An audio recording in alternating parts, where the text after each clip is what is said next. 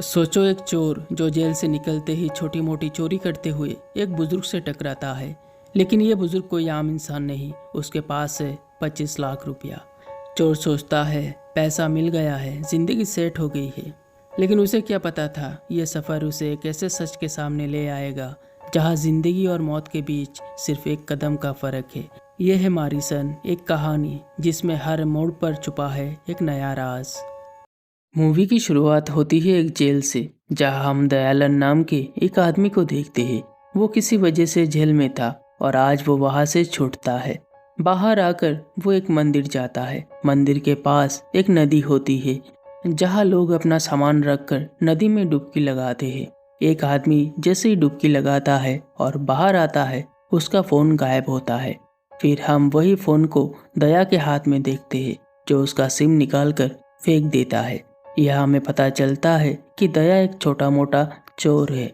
वहीं से दया सिनेमा देखने जाता है। फिल्म देखकर जैसे ही बाहर आता है, उसकी नज़र एक बाइक पर पड़ती है और वो उसे भी चुरा लेता है, जिसके बाद वो उस बाइक का नंबर प्लेट भी बदल देता है। फिर वो एक घर के सामने जाकर रुकता है। उस घर को देखकर उसके दिमाग में बड़ा हाथ मारने का एक प्लान आता है। रस्सी की मदद से वो उस घर के अंदर घुसता है, जहाँ उसे एक बूढ़ा आदमी मिलता है जो एक चेन से बंधा होता है। उसका नाम वेलायुधम पिल्लाई होता है।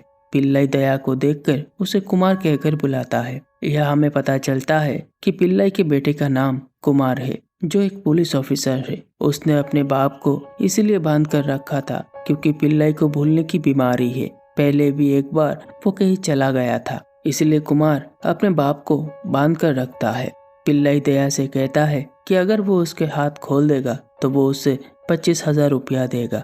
ये सुनकर दया तुरंत उसका हाथ खोल देता है। उसके बाद पिल्लाई दया के साथ एटीएम जाता है और वादे के मुताबिक उसे 25,000 देता है। लेकिन तभी दया की नज़र एटीएम स्क्रीन पर पड़ती है, जहां पिल्लाई का अवेलेबल बैलेंस 25 लाख दिखा रहा होता है। ये देखकर दया के चेहरे पर एक अलग ही चमक आ जाती है। उसके दिमाग में आता है कि अगर इस बुड्ढे के साथ रहेगा तो जिंदगी सेट हो सकती है। इतने सारे पैसे देखकर दया सोचता है कि वो पिल्लाई को ऐसा ही नहीं छोड़ सकता। इसलिए वो उसे पूछता है कि अब वो कहाँ जाने वाला है। पिल्लाई कहता है कि वो तिरुवन्नामलाई अपने एक दोस्त से मिलने जा रहा है। ये सुनकर दया तुरंत कहता है, अच्छा मैं भी उसी तरफ जा रहा हूँ, चाहो तो तुम मेरे साथ चल सकते हो। लेकिन पिल्लाई मना करता है। काफी समझाने के बाद पिल्लाई मान जाता है और दोनों तिरुवन्नामलाई के लिए निकल पड़ते हैं। रास्ते में दया हल्का होने जाता है और एक सिगरेट जलाता है। तभी पिल्लाई उसे फिर से कुमार कहकर बुलाता है और उसके गाल पर जोर का थप्पड़ मार देता है। कहता है, बाप के सामने सिगरेट पीता है। दरअसल पिल्लाई फिर से भूल गया था और दया को अपना बेटा समझ रहा था। कुछ देर बाद दोनों दोबारा सफर शुरू करते हैं। दया कहता है कि उसके बाइक में पेट्रोल डलवाना होगा और रहने के लिए रूम भी लेना पड़ेगा। पिल्लाई उसे एटीएम के सामने रोकता है और अपना कार्ड देकर पैसा निकालने को कहता है। दया के अंदर खुशी का तूफान आ जाता है, लेकिन एक दिक्कत होती है, उसे एटीएम का पिन पता नहीं होता। जब वो पिन पूछता है तो पिल्लाई उसे फिर से कुमार समझता है और कहता है, तुमने तो पहले भी पैसा निकाला है, तुम्हें तो याद होना चाहिए। फिर पिल्लाई एक पिन नंबर बताता है, लेकिन वो गलत होता है। पैसा निकालने में फेल होने के बाद दया कहता है, छोड़ो मेरे पास थोड़ा कैश है, उससे काम चला लेते हैं। दूसरी तरफ पुलिस स्टेशन में दो लड़के अपने बाइक चोरी होने का कंप्लेंट करने आते हैं और वही बाइक होता है जो दया ने चुराई थी। इधर दोनों एक होटल में जाके खाना खाते हैं। वही दया एक छोटी सी पर्ची पर अपना नाम और नंबर लिखकर पिल्लाई के पॉकेट में डाल देता है, ताकि अगर पिल्लाई भूल भी जाए तो उसे याद रहे। खाने के बाद पिल्लाई एक मेडिकल शॉप में दवाई लेने जाता है। इसी दौरान दया अपने दोस्त गणेश को कॉल करता है और उससे बाइक बेचने की बात करता है। लेकिन गणेश कहता है, अरे छोड़ो ये छोटी मोटी चोरी, कुछ बड़ा काम करो। तब दया उसे 25 लाख के बारे में बताने ही वाला होता है कि तभी वो देखता है कि पिल्लाई गायब है। घबरा कर दया उसे ढूंढने लगता है। थोड़ी देर बाद वो पिल्लाई को एक बास में चढ़ते हुए देख लेता है। तुरंत वो भी उस बास में चढ़ जाता है। दया उसे कहता है, आप मेरे साथ चलिए, लेकिन पिल्लाई उसे पहचानता ही नहीं। ये देख आसपास के लोग भी दया पर शक करने लगते हैं, जैसे वो पिल्लाई को जबरदस्ती ले जा रहा हो। तभी दया खुद को बचाने के लिए पिल्लाई के पॉकेट में रखी वही पर्ची दिखा देता है, जिसमें उसका नाम और नंबर लिखा होता है। ये देखकर सब लोग बिलीव कर लेते हैं कि दया सच बोल रहा है। फिर दोनों वापस साथ चलने लगते हैं। दया के दिमाग में एक ही बात घूम रही थी, किसी भी तरह उसे पिल्लाई के एटीएम का असली पिन नंबर चाहिए। उसके लिए वो एक चाल चलता है। रास्ते में वो जानबूझकर अपनी बाइक एक बकरी से टकरा देता है। बकरी का मालिक गुस्से में आकर उसे पैसे देने को कहता है। दया एक्टिंग करता है कि उसके पास पैसे नहीं है। तभी पिल्लाई मजबूर हो जाता है और अपना एटीएम कार्ड देते हुए पिन नंबर बता देता है। दया खुश होकर एटीएम से पैसा निकालने जाता है, लेकिन जैसे ही बैलेंस चेक करता है तो उसमें सिर्फ 8,000 होते हैं। ये देख दया शक हो जाता है और उदास होकर वापस आता है। तभी उसे पता चलता है कि पिल्लाई के पास एक और एटीएम कार्ड भी है, मतलब जो 25 लाख था वो उस दूसरे अकाउंट में पड़ा है। बकरी वाले को पैसे देने के बाद दोनों यहाँ से निकल जाते हैं। रात होने पर पिल्लाई को अपने दोस्त श्रीनिवास के बारे में याद आता है, लेकिन वो उसका पता ठीक तरह से नहीं जानता था, इसलिए वो दया को उसका पता ढूंढने भेजता है। दया की दुकान पर जाकर श्रीनिवास के बारे में पूछता है, लेकिन दुकानदार कंफ्यूज हो जाता है क्योंकि उस एरिया में बहुत सारे लोगों का नाम श्रीनिवास होता है, इसलिए वो आइडेंटिफाई करने से मना कर देता है। फिर दोनों एक होटल में रुक जाते हैं। रूम में दया अपने दोस्त गणेश को फोन करके सारे मैटर बताता है। दया कहता है कि उसे पिल्लाई का एटीएम कार्ड डुप्लीकेट बनवाना होगा। गणेश रेडी हो जाता है और बोलता है कि कल तक डुप्लीकेट कार्ड बन जाएगा। उस रात दोनों थोड़ा ड्रिंक करते हैं और सो जाते हैं। दया का प्लान था कि जब पिल्लाई सो जाए तब वो उसका एटीएम कार्ड की फोटो खींचकर गणेश को भेज दे, लेकिन अगले दिन सुबह दया उठता है तो शक हो जाता है। पिल्लाई ऑलरेडी उठ गया था। दया गुस्सा करता है क्योंकि उसका प्लान फेल हो गया। तभी दोनों ब्रेकफास्ट करने एक होटल जाते हैं। वहाँ दया टेंशन में होता है।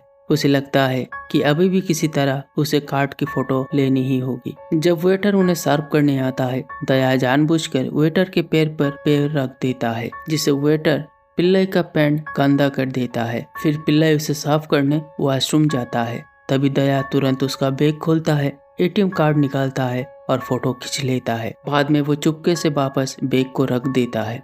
ये सब होने के बाद दया अंदर ही अंदर बहुत खुश हो जाता है क्योंकि अब उसका प्लान फाइनली सक्सेसफुल हो गया था। इसके बाद दोनों फिर तिरुवन्नामलाई के लिए निकल जाते हैं। रास्ते में दया को उसके दोस्त गणेश का कॉल आता है। गणेश कहता है कि पिल्लाई को लेके सीधा मेरे पास आ जा, लेकिन रास्ते में एक बोर्ड देखकर पिल्लाई को शक होता है कि दया उसे गलत रास्ते से ले जा रहा है। जब वो उसे पूछता है तो दया उसकी भूलने की बीमारी का फायदा उठाकर कहता है, कल तो हम तिरुवन्नामलाई में ही थे। पिल्लाई अपना बैग चेक करता है और शक हो जाता है, अरे मेरे 25 लाख कहाँ गए? तभी दया को सच्चाई समझ आती है कि एटीएम में जो पैसा था वो सिर्फ 25 लाख नहीं, उसके दोस्त से भी 25 लाख आने वाले थे, मतलब टोटल 50 लाख। ये सुनकर दया के दिमाग का दही हो जाता है। फिर दोनों पिल्लाई के दोस्त चारी से मिलते हैं, जो एक मंदिर का आश्रम चलाता है। दया को पता चलता है कि पिल्लाई की अपनी कोई औलाद नहीं थी। चारी की शादी के बाद उसकी बीवी की डेथ हो गई थी और उसके बच्चे को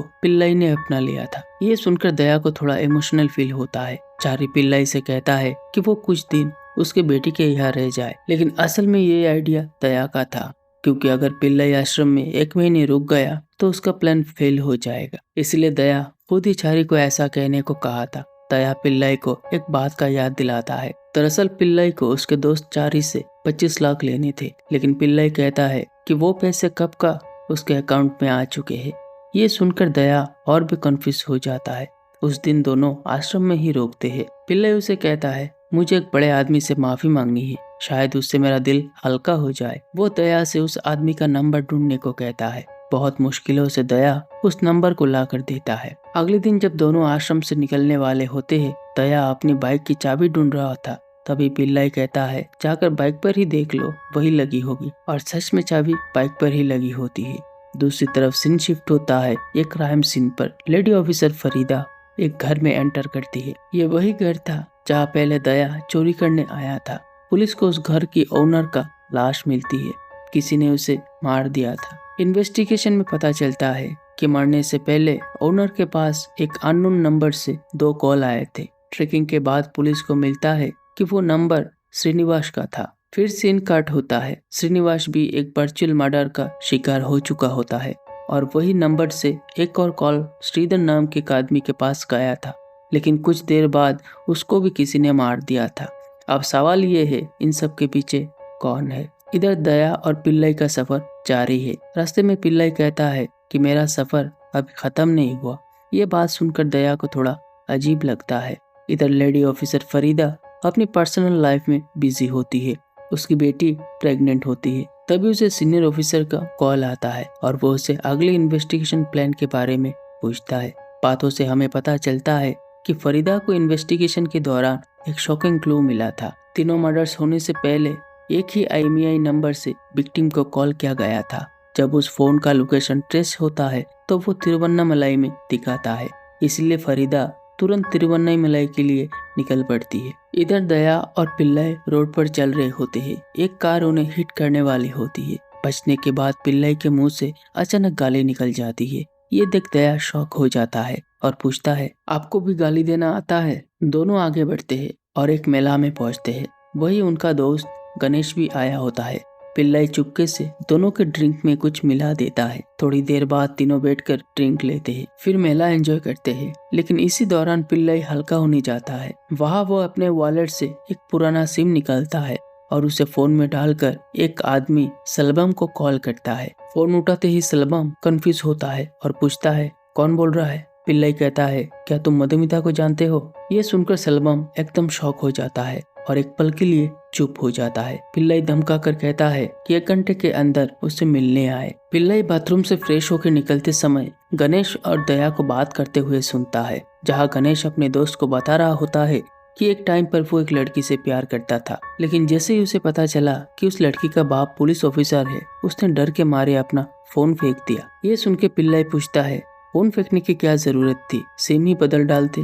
तभी गणेश बताता है कि हर फोन का एक यूनिक IMEI नंबर होता है। अगर सिम कार्ड ना भी हो तो भी उस फोन को ट्रेस किया जा सकता है। ये सुन पिल्लई कुछ सोचने लगता है। रात को जब सब सो जाते हैं, पिल्लई एक हथौड़ा लेकर चुपके से दया की बाइक लेके निकलता है। दूसरी तरफ पुलिस कंट्रोल रूम में एक फोन ट्रेस होता है और वो फोन पिल्लई का ही होता है। पुलिस तुरंत फरीदा को इन्फॉर्म करती है, जो ऑलरेडी तिरुवन्नामलाई के रास्ते में होती है। इधर पिल्लई सलबम से मिलता है। सलबम उसे पहचान नहीं पाता और दोनों के बीच झगड़ा शुरू हो जाता है। पिल्लई उसे पकड़ लेता है। सलबम डर के मारे कहता है, मुझे छोड़ दो। पिल्लई गुस्से में जवाब देता है, अगर मधुमिता की माँ ने तुझे भुला दिया है तो मैं भी तुझे भूल जाऊंगा। ये कहकर वो सलबम के फोन से मधुमिता की माँ को कॉल करता है। जैसे ही सलबम अपना नाम बताता है, मधुमिता की माँ फोन काट देती है। मतलब उसने सलबम को अभी तक भूला नहीं। पिल्लई और भी गुस्से में आ जाता है और सलबम को मार देता है। थोड़ी देर बाद पुलिस वहां पहुंचती है, लेकिन तब तक सलबम मर चुका होता है। सुबह होते ही एक लोकल आदमी गणेश को पिल्लई के बारे में इंफॉर्मेशन देता है।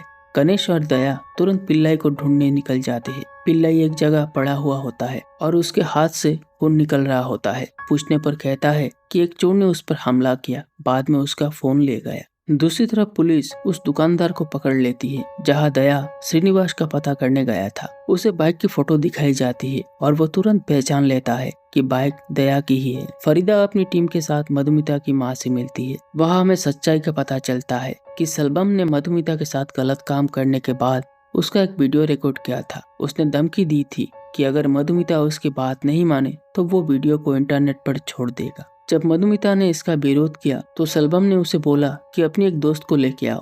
बेचारी मधुमिता डर के मारे अपनी दोस्त धनिया को उसके पास ले गई। फिर एक दिन पुलिस मधुमिता के घर पहुंची, धनिया को ढूंढते हुए। तभी मधुमिता की माँ को सलबम के बारे में पता चला। इस सब के बाद मधुमिता अपने आप को दोषी मानने लगती है। वो हमेशा उदास रहती है, डिप्रेशन में चली गई। ये देखकर उसकी माँ ने उसे एक साइकियाट्रिस्ट के पास भेजा, लेकिन फिर भी मधुमिता अपना दर्द बर्दाश्त नहीं कर पाई और एक दिन उसने सुसाइड कर लिया। मरने से पहले उसने एक नोट लिखा छोड़ा था। उसकी माँ वो नोट फरीदा को देती है। उस नोट में सलबम के साथ एक और नाम था, अरुण। मतलब सलबम अकेला नहीं था। दूसरी तरफ दया पिल्लई को लेकर अपने घर जाता है। उसकी माँ दया पर गुस्सा होती है, लेकिन दया किसी तरह अपने माँ को मना लेता है। यह पिल्लई दया की माँ की शादी का फोटो बड़े ध्यान से देखता है। जब दया की माँ उसे पूछता है तो पता चलता है कि पिल्लई की शादी भी उसी तारीख को हुई थी और वहीं से कहानी एक फ्लैशबैक में चली जाती है। हम देखते हैं पिल्लई की पत्नी मीनू को। उन दोनों की जिंदगी बहुत खुशी खुशी चल रही होती है, लेकिन एक रात कुछ अजीब होता है। पिल्लई उठता है तो देखता है कि मीनू उसके बगल में नहीं है। जब वो किचन जाता है तो मीनू खाना बना रही होती है। पिल्लाई हैरान होकर पूछता है, इतनी रात को खाना क्यों बना रही हो? मीनू हंस के कहती है कि तुम मजाक कर रहे हो, लेकिन जैसे ही मीनू घड़ी की तरफ देखती है तो समझती है कि अभी रात के 2 बज रहे हैं। अगले दिन पिल्लाई मीनू को एक स्कूल ले जाता है। दरअसल मीनू एक चाइल्ड साइकियाट्रिस्ट होती है जो बच्चों के प्रॉब्लम के बारे में रिसर्च करती है। यहीं पर मीनू की मुलाकात मधुमिता से होती है। मधुमिता उसे अपनी सारी परेशानी बताती है और मीनू ये सब अपनी एक डायरी में लिख लेती है। मीनू स्कूल से निकलती है और बाहर पिल्लाई अपनी कार के साथ खड़ा होता है, लेकिन मीनू उसे पहचान नहीं पाती। जब पिल्लाई उसे आवाज देता है तब जाके वो बात करती है। ये देखकर पिल्लाई शॉक हो जाता है कि मीनू को क्या हो गया है। सीन वापस प्रेजेंट में काट होता है, जहाँ दया पिल्लाई को बुलाता है और चलने के लिए कहता है। रास्ते में दया की माँ उसे फोन करके बताती है कि भगवान के फोटो के नीचे एक 10 लाख का चेक मिला है जिसमें दया का नाम लिखा है। ये सुनते ही दया समझ जाता है कि ये सब पिल्लाई का ही काम है। उसकी आंखों में आंसू आ जाते हैं। पिल्लाई फिर दया से कहता है, आज रात मुझे एक जरूरी काम करना है। दूसरी तरफ पुलिस दुकान वाले को स्टेशन ले आती है। उसके कहने पर वो लोग एक स्केच बनाते हैं जो एग्जैक्टली दया का निकलता है। इधर दया और पिल्लाई एक होटल में रुकते हैं। तभी पिल्लाई के फोन पर एक मैसेज आता है। दया उसके पास ही होता है, इसलिए पिल्लाई फोन लेकर बाथरूम चला जाता है और वहाँ अरुण नाम के आदमी से बात करता है। तब तक दया अपनी माँ से बात कर रहा होता है। इतने में दरवाजे पर एक वेटर ऑर्डर लेकर आता है। पिल्लाई उसे कहता है कि पैसे मेरे वॉलेट से दे दो। दया जैसे ही वॉलेट खोलता है पैसे देने के लिए, उसमें से बहुत सारी सिम कार्ड गिर जाती है। ये देख दया के मन में एक शक उठता है। उसे वो बात याद आती है जब गणेश ने उसे IMEI नंबर के बारे में बताया था। जब पिल्लाई बाथरूम से बाहर आता है, दया फ्रेश होने चला जाता है, लेकिन इस बार दया अपना फोन एक कॉर्नर में रखकर रिकॉर्डिंग ऑन कर देता है। वापस आकर दोनों ड्रिंक लेते हैं। इसके बाद वो अपना फोन चेक करता है और उस रिकॉर्ड वीडियो को देखता है जहाँ पिल्लाई उसके ड्रिंक में कुछ मिला रहा था। ये देख दया तुरंत बाहर जाता है और खुद से उल्टी करने की कोशिश करता है। उसके दिमाग में सारी बातें घूमने लगती है जो पिल्लाई ने पहले कही थी और जिसे दया ने इग्नोर कर दिया था। फिर दया वापस आकर नॉर्मल बिहेव करता है। थोड़ी देर बाद पिल्लाई नहाने जाता है। तब दया उसका फोन चेक करता है और एक ऑडियो मैसेज सुनता है। उस मैसेज में पिल्लाई अरुण से कह रहा होता है, मुझे एक 15-16 साल की लड़की चाहिए। अरुण राजी हो जाता है और उसे आज रात मिलने बुलाता है। इतना सुन के दया का गुस्सा फट जाता है। उसके लिए अब पिल्लाई सिर्फ एक गुनहगार नहीं बल्कि एक नीच इंसान बन जाता है। दया अब प्लान बनाता है। वो सोने का नाटक करता है। पिल्लाई रेडी होकर बाहर निकलता है और जाते वक्त दरवाजा बाहर से लॉक कर देता है। पिल्लाई के निकलते ही दया बड़े मुश्किल से दरवाजा खोल के उसके पीछे जाता है। पिल्लाई अरुण के दिए गए लोकेशन पर जाता है, लेकिन वहाँ काफी देर इंतजार करने के बाद भी अरुण नहीं आता। इसलिए पिल्लाई वापस आने के लिए एक कैब बुक करता है, लेकिन दया चालाक था। वो पहले ही होटल वापस पहुँच जाता है और दोबारा से सो जाने का नाटक करता है। थोड़ी देर बाद पिल्लाई भी होटल आ जाता है और यही से कहानी एक फ्लैशबैक में जाती है। कोर्ट रूम का सीन दिखाया जाता है जहाँ पॉक्सो कोर्ट में मीनू खड़ी होती है। उसके सामने एक आदमी को लाया जाता है जो सलबम का साथी होता है, लेकिन मीनू उस आदमी को पहचान नहीं पाती। दरअसल मीनू मानसिक बीमारी से गुजर रही थी, इस वजह से वो गुनहगार को आइडेंटिफाई नहीं कर पाई। ये बात मीनू के लिए बहुत बड़ी चोट थी। उसके मन में गिल्ट था कि उसकी वजह से एक गुनहगार बच गया। एक दिन मीनू अपने पति पिल्लाई के पास आती है और एक डायरी देती है। डायरी देते वक्त कहती है, इनमें से किसी को भी मत छोड़ना। दरअसल मीनू उस वक्त पिल्लाई को अपना पति नहीं बल्कि एक SP ऑफिसर समझ रही थी। ये बात पिल्लाई के लिए तोड़ देने वाली थी। उसकी दुनिया में मीनू के अलावा और कोई नहीं था। और एक दिन मीनू का मन भटकता है और वो खुदकुशी कर लेती है। ये सोचकर पिल्लाई रोया भी था और उसके दिल में आग भी लगी थी कि अब वो अपनी पत्नी की अधूरी लड़ाई खुद खत्म करेगा। सीन वापस प्रेजेंट में आता है। दया और पिल्लाई होटल से चेकआउट करने वाले होते हैं। तभी गणेश होटल पहुंच जाता है। दया बिना टाइम वेस्ट किए गणेश को सब कुछ बता देता है कि पिल्लाई का असली चेहरा क्या है और वो किस हद तक गिर चुका है। दया गुस्से से बाहर जाता है। उसके लिए चोरी करना अलग बात थी, लेकिन पिल्लाई जैसे नीच आदमी के साथ चलना उसके लिए नामुमकिन था। गणेश उसे कहता है, पिल्लाई को फार्म हाउस ले चल। इसके बाद पिल्लाई और गणेश कार में निकलते हैं और दया अपनी बाइक पर अकेला। दूसरी तरफ पुलिस भी अब दया पर शक करने लगती है और उसका नंबर ट्रेस कर लेती है। कार में बैठते वक्त पिल्लाई पीछे एक लॉकेट देखता है। उसे देखते ही उसके चेहरे पर हैरानी होती है।